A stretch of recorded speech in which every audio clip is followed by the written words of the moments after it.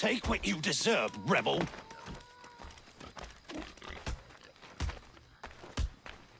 Please! Stop! Shut that whore up!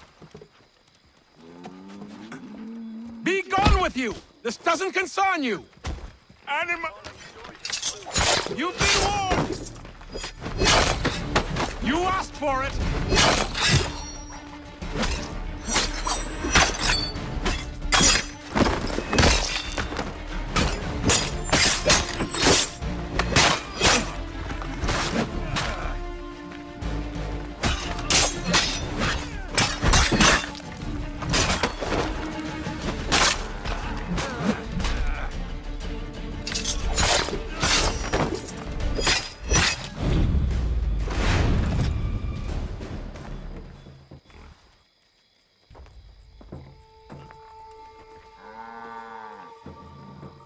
What happened?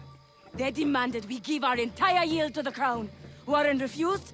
They killed our animals, salted our earth, then dragged us out. You saw what followed.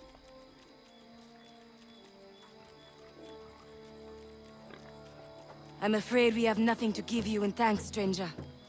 We have nothing left.